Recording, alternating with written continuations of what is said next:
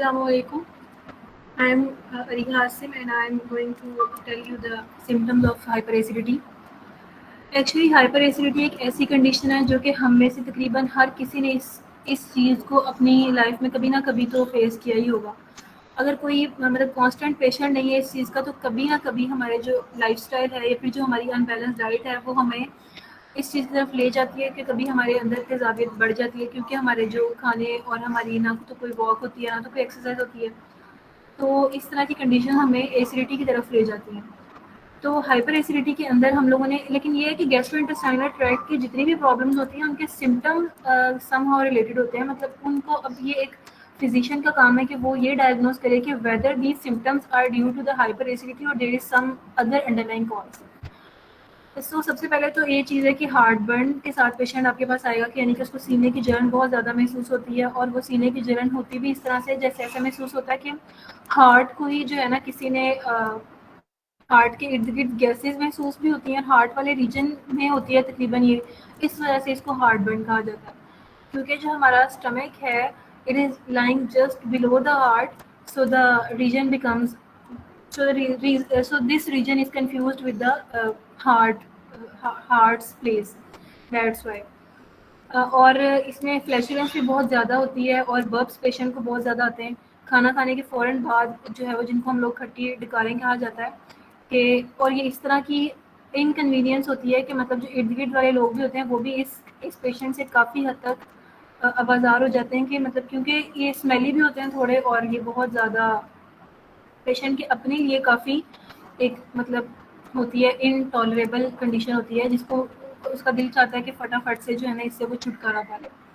اور اس میں یہ ہوتا ہے کہ جب پیشنٹ کھانا کھاتا ہے تو اس کے فوراً بعد اس کو جلن محسوس ہونی شروع ہو جاتی ہے اور ایسا محسوس ہوتا ہے کہ جیسے کھانا آپ کا واپس آ رہا ہے اس کی طرف آپ کے ماؤتھ میں واپس آ رہا ہے. کھانا کھانے کے بعد دل خراب ہونا یعنی کہ نوزیا یا پھر وامٹنگ بھی کبھی کبھار پیشنٹس میں جو کرونک پیشنٹس ہو جاتے ہیں یا جن کو سیویئر ایسیڈیٹی ہو جاتی ہے تو ان کو اس طرح کی کنڈیشن بھی ہو جاتی ہے. پھر اس کے علاوہ کرونک اور ایک ریگولر ڈسکمفرٹ آپ کے مڈل آف دا ایبڈومن یا پھر جو اسٹمک ریجن ہے وہاں پر ایک ہمیشہ کی ٹینڈرنیس ہمیشہ کی اسٹفنس ان پیشنٹس میں رہتی ہے جن میں ایسیڈیٹی زیادہ ہوتی ہے. اور ایک اس کا یہ سمٹم ہے کہ ہماری body is very intelligent and it start regulating it self by its own mechanisms. جب ہمارے اندر ایسڈ زیادہ بنتا ہے تو ہماری باڈی اسٹارٹ کرتی ہے کہ اس کو وہ خود سے ہی ریگولیٹ کرنا اسٹارٹ کرے.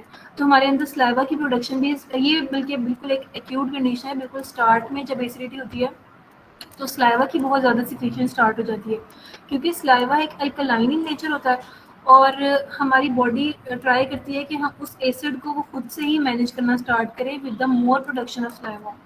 تو اس سلائیوا سے بھی پیشنٹ کو یہ اندازہ لگا لینا چاہیے کہ ان کا جو اسٹمک ہے وہ ٹھیک طریقے سے کام نہیں کر رہا. یا پھر جب ہم تیز کھاتے ہیں یا پھر جب مطلب ہم اپنے جو کام ہمارے منہ سے لینے والا ہے وہ بھی ہمارا اسٹمک ہی کرتا ہے تو آف کورس اس کو زیادہ ایسڈ کی پروڈکشن کرنی پڑتی ہے اور زیادہ ایسڈ جو ہے وہ بنتا ہے اسٹمک میں. پھر اس کے علاوہ اس کے اندر جب ہم لوگ لیٹتے ہیں یا پھر بینڈ ہوتے ہیں نیچے کی طرف جھکتے ہیں تب بھی ایسڈ جو ہے وہ واپس آنا اسٹارٹ کرتا ہے اور ایسیڈیٹی کی فیلنگز جو ہیں وہ زیادہ آتی ہیں. پھر جب سور تھروٹ یعنی کہ جو آپ کا گلا ہے اب ظاہری بات ہے کہ جو فوڈ پائپ ہے اس کے اندر اب اسٹمک کا جو کنیکشن ہے وہ تو ہمارے ماؤتھ سے اور اسٹمک کا جو کنیکشن ہے وہ فوڈ پائپ ہے نا. تو جب ایسڈ کا ریفلیکس اسٹارٹ ہوتا ہے ایسڈ پیچھے کو جانا شروع کرتا ہے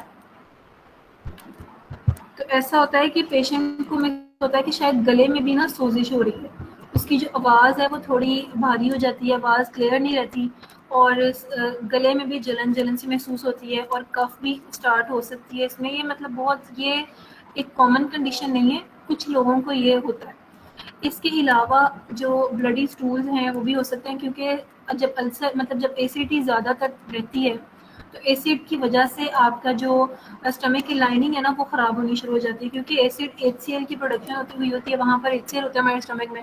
تو ایک کنٹینیوسلی زیادہ ایسڈ اور بہت زیادہ اس کا دیر پا رہنا یا پھر اس کو انٹریٹڈ چھوڑ دیا جائے تو وہ ایسڈ وہاں پر ایکیومولیشن اسٹارٹ ہو جاتی ہے اور اس ایکیومولیشن کی وجہ سے ہماری جو اسٹمک کی والز ہیں وہ ڈیمیج ہونا اسٹارٹ ہو جاتی ہیں اور اس ڈیمیج کی وجہ سے وہاں پر السرز بھی بن سکتے ہیں اور ان السرز کی بلیڈنگ جو ہے وہ تھرو اسٹولز آ سکتی ہیں.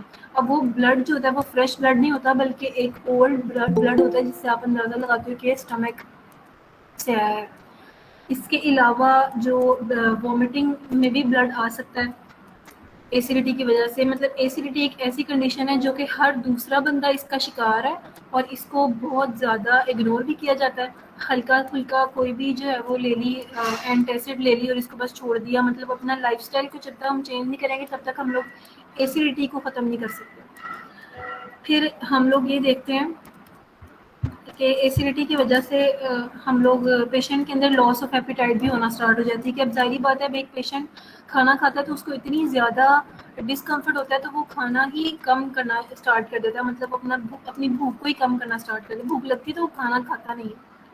پھر جو ہے وہ ریسٹ لیسنس ہو جاتی ہے اس سے بہت زیادہ. اور